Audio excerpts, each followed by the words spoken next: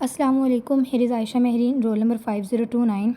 I'll discuss about the general test for pharmaceutical analysis. Pharmaceutical analysis basically हमारे पास practical chemistry की एक branch है जिसमें फार्मास्यूटिकल प्रोडक्ट की आइडेंटिफिकेशन, उनकी डिटर्मिनेशन, या उनकी जो प्योरीफिकेशन है वो हमारे फार्मास्यूटिकल प्रोडक्ट्स की फाइंड आउट की जाती है। ठीक है, फार्मास्यूटिकल प्रोडक्ट्स हमारे पास बेसिकली इनमें ड्रग्स भी इंक्लूड हो सकते हैं, पेन किलर्स जो हैं, या कफ सिरप, स्लीपिंग पिल्स, या इनमें जिस तरह की भी मेडिसिन है वो हमारे पास फार्मास्यूटिकल प्रोडक्ट्स में इंक्लूड है। ठीक है, फार्मास्यूटिकल एनालिसिस को फर्दर हम लोग सेपरेशन के लिए, इनमें जो कंपोनेंट्स हैं उनकी सेपरेशन के लिए, या इनमें मौजूद केमिकल फार्मूले को फाइंड आउट करने के लिए भी यूज़ किया जाता है, जिसे फर्दर हम जो है टेक्निक्स को, एडवांस टेक्निक्स को यूज़ करके ये सारा प्रोसेस करते हैं। ठीक है, नेक्स्ट हमारे पास आ जाती है counterfeit medicine. Counterfeit medicine is just like of adulteration. ठीक है, जिस तरह दूसरे प्रोडक्ट्स में अडल्ट्रेशन की जाती है इसी तरह मेडिसिन में भी की जा सकती है, इसे हम काउंटरफिट मेडिसिन कहते हैं। ऐसी मेडिसिन जिसमें बेसिकली एक्टिव इंग्रेडिएंट जो है मेडिसिन का वो या तो मौजूद ही ना हो, या अगर वो प्रेजेंट है तो उसकी जो क्वांटिटी है वो ठीक नहीं हो। ठीक है, अब ये एक्टिव इंग्रेडिएंट क्या होता है, इसका मेडिसिन में क्या रोल है, ये हम फर्दर इसी जो है वीडियो में नेक्स्ट इंशाल्लाह देखेंगे। नेक्स्ट हमारे पास आ जाता है quality control test. Quality control test basically हमारे पास एक टेस्ट है जिसमें सारे प्रोसीजर्स या सारे प्रोसेस जो हैं इंक्लूड होते हैं किसी भी फार्मास्यूटिकल प्रोडक्ट को देखने के लिए कि आया ये मेडिसिन जो है हमारी रिक्वायरमेंट्स को पूरा कर भी रही है या नहीं कर रही।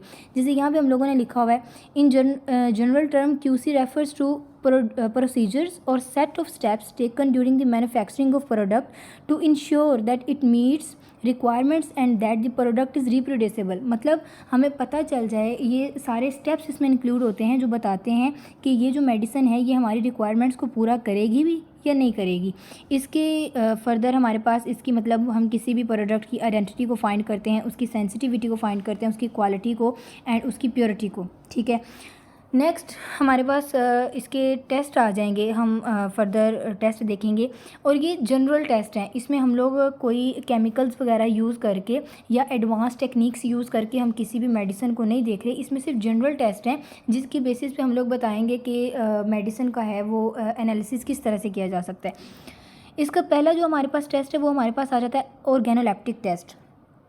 ऑर्गेनोलेप्टिक जैसे इसके नाम से ही जाहिर है कि इसमें सेंस ऑर्गन्स को यूज़ किया जा सकता है, जिसमें हम लोग इसे टच करके, इसे स्मेल करके या इसे देख के किसी तरह से भी इसका कलर वगैरह या इसकी ऑर्डर, उसकी स्मेल से हम देख सकते हैं कि वो मेडिसिन ठीक है या नहीं है। फॉर एग्ज़ाम्पल हमारे पास ब्रूफन सिरप है जो हम सब ने ही यूज़ किया हुआ है हमारे चाइल्डहुड लाइफ में।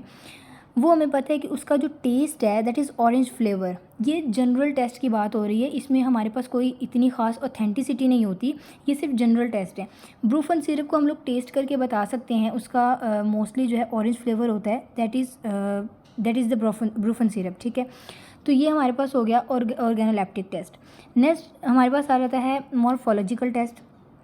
मॉर्फोलॉजिकल टेस्ट ऑर्गेनोलेप्टिक टेस्ट की ही टाइप है। इसमें बेसिकली हम मॉर्फोलॉजी होता है कि हमारे पास कोई भी प्रोडक्ट आ गया, उसका हमने साइज़ देख के, शेप देख के या उसका टेक्सचर देख के बता देते हैं कि ये प्रोडक्ट ठीक है या नहीं है। फॉर एग्जांपल जैसे हमारे पास कोई ऑइंटमेंट है या जिसे हम मरहम वगैरह या ट्यूब वगैरह, उसका हमें पता है उसकी अपीयरेंस जो है वो स्मूथ टेक्सचर की होती है मोस्टली। ठीक है, अगर हमें उसमें कोई लम्फी अपीयरेंस या उसमें ग्रेन्यूल्स टाइप कुछ फॉर्म नज़र आ रही है, it means that is not for our use. ठीक है, वो इस्तेमाल के काबिल नहीं है। इसी तरह नेक्स्ट हमारे पास आ जाते हैं डिसइंटीग्रेशन टेस्ट।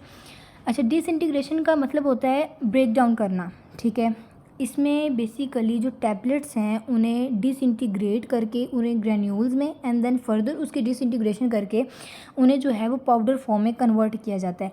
ये सबसे पहला और बेसिक स्टेप है टैबलेट्स के एनालिसिस के लिए। ठीक है, जैसे हमने फॉर एग्ज़ाम्पल एक जो टैबलेट है वो हम लोगों ने ले ली है, अब उसे कितना टाइम लगेगा उसे अंदर पाउडर फॉर्म में कन्वर्ट होने में या उसे टूटने में, ये टेस्ट उस बारे में बताता है। और ये बहुत इंपॉर्टेंट टेस्ट है। इसी टेस्ट की बेसिस पे हमें पता चलता है कि जो हमारे पास जो हमारी रिक्वायर्ड टैबलेट है, ये कैप्सूल है, ये जो भी मेडिसिन है, वो कितने टाइम में जाके अंदर जो है वो अपना काम स्टार्ट करेगी। ठीक है, नेक्स्ट हमारे पास आ जाता है यहाँ पे डिसोल्यूशन टेस्ट।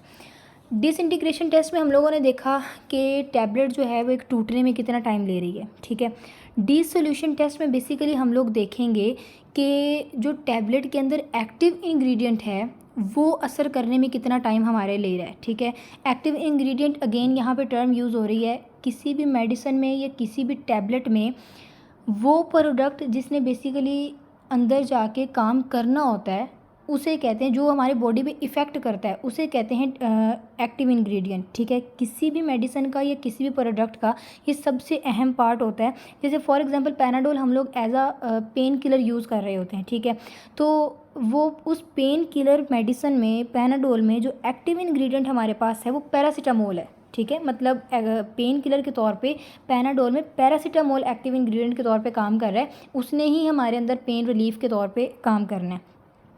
यही डिसोल्यूशन टेस्ट जो है हमें बताता है कि कोई भी एक्टिव इंग्रेडिएंट जो है वो टैबलेट जो है अंदर जाके पाउडर फॉर्म में तो कन्वर्ट हो गई है। ठीक है, अब उसके अंदर जो एक्टिव इंग्रेडिएंट है उससे जो है वो काम करने में कितना टाइम लगेगा, ये हमारे पास डिसोल्यूशन टेस्ट जो है ये बताएगा। नेक्स्ट थिकनेस टेस्ट, एंड ये जो है ये नेक्स्ट इंशाल्लाह नेक्स्ट वीडियो में। ओके, अल्लाह हाफिज़।